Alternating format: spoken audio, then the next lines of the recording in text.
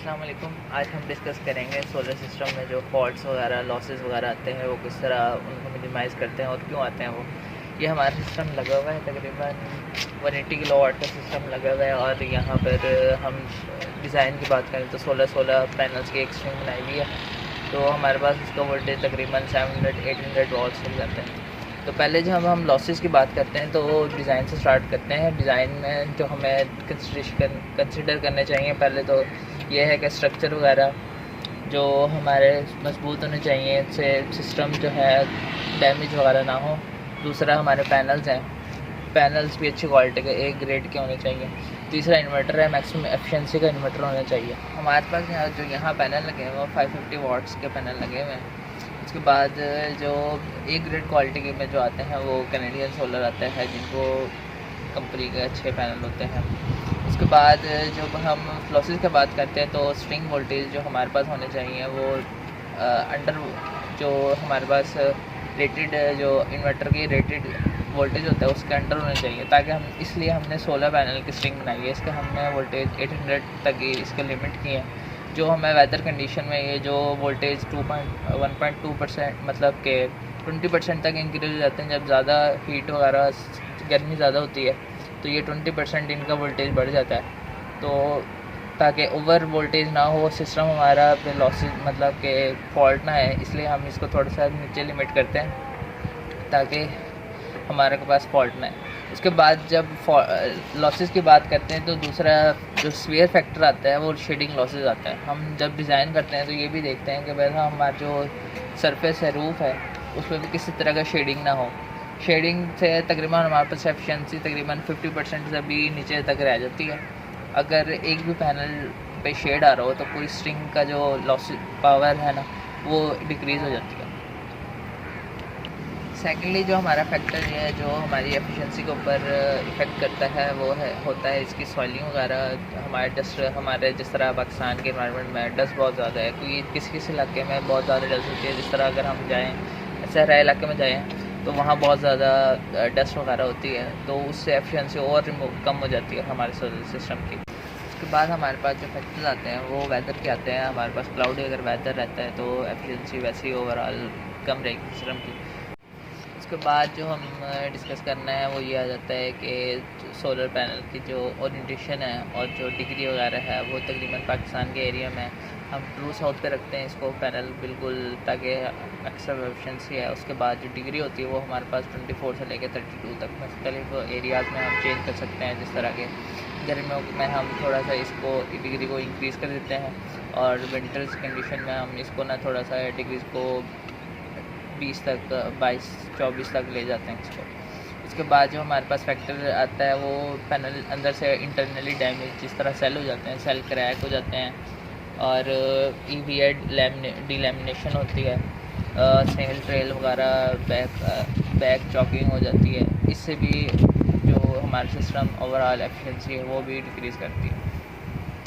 तो इसके लिए जो हमें फैक्टर्स आते हैं जो इसके सेल डैमेज वगैरह रहता है वो हमें केयरफुली इसको हैंडलिंग करनी चाहिए, जब इंस्टॉलेशन और इसका अनलोडिंग में केयरफुल करना चाहिए ताकि सेल डैमेज ना हो और मैक्सिमम एफिशिएंसी इसका हमें मिलती रहे। सेकंड जो टॉपिक है आज हम डिस्कस करेंगे वो हमारे पास IV curve scan, IV curve test tracing होता है।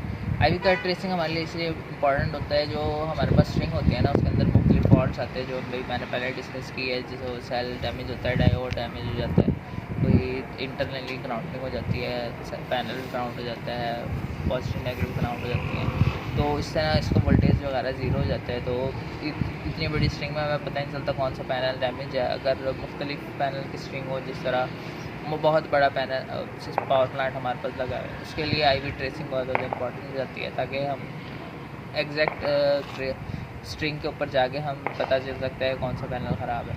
तो आईवी ट्रेसिंग का मैं आपको बताता हूँ किस तरह होगी।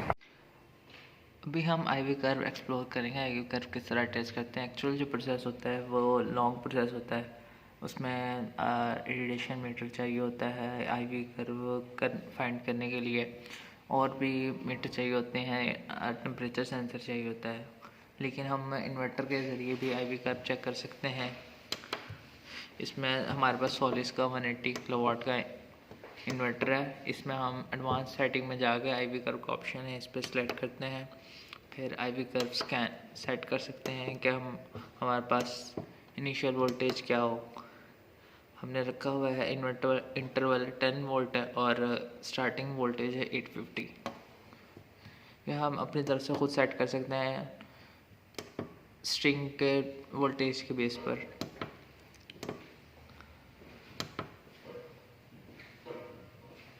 अभी हम IV कर्व स्कैन करने लगे हैं। वो IV कर्व स्कैन करता है तो मैं कंप्लीट करके आपको दिखाता हूँ। ये हमारे पास कंप्लीट हो गया है। अब ये हमारे पास पूछ रहा है कि कौन सी स्ट्रिंग पे हम IV कर्व चेक करना चाहते हैं। हम सेलेक्ट कर सकते हैं IV कर्व। हम अभी फर्स्ट स्ट्रिंग के चेक करते हैं। ये हमारे पास इंटरवल के साथ हमें वोल्टेज और करंट बता रहा है। ये ऑलमोस्ट 20 या 60 पॉइंट्स में देगा। 60 पॉइंट से हम क्या कर सकते हैं, हम इसको एक्सेल के ऊपर जाकर ये सारे हम फिल आउट करेंगे। उसके बाद इससे ग्राफ बनाएंगे, इससे पता चल जाएगा हम कि हमारे पास स्ट्रिंग में कोई फॉल्ट आएगा नहीं।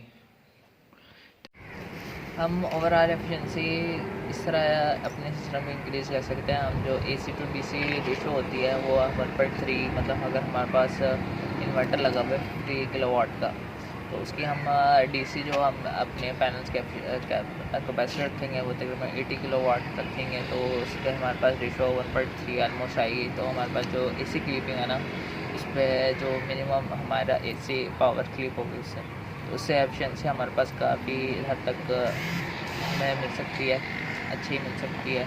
सेकेंडली उसके बाद जो हमारे पास जो एफिशिएंसी इंक्रीज़ कर सकते हैं वो ये है कि हम रेगुलरली अपना सिस्टम मेंटेन करते रहें, उसकी सफाई वगैरह करते रहें और कोई भी लॉसेस वगैरह है फौरी तौर पर उसको रिमूव करें। अभी हमने डिस्कस किया कि हमारे पास जो पीकेएस लॉस आता है वो हमारे पास शेडिंग का लॉस आता है, उसको हम किस तरह रिमूव कर सकते हैं। उसके लिए हम माइक्रो इन्वर्टर यूज़ कर सकते हैं या हम ऑप्टिमाइज़र यूज़ कर सकते हैं। ऑप्टिमाइज़र ये है कि उस जहाँ पे हमारे पास कोई भी शेड आएगा तो वो हमारे पास पैनल को बाईपास करके हमारा एफिशिएंसी, उससे हमारे पास जो पावर है ना वो हमारे पास उस पैनल की कम से कम पावर लॉस हो। दूसरा हम उसके लिए माइक्रो इन्वर्टर भी यूज़ कर सकते हैं। माइक्रो इन्वर्टर हर एक पैनल का अलग कोई स्ट्रिंग का अलग यूज़ कर सकते हैं ताकि हम मैक्सिमम एफिशिएंसी विद शेडिंग भी हमारा अचीव हो जाए। ये था हमारा आज का टॉपिक।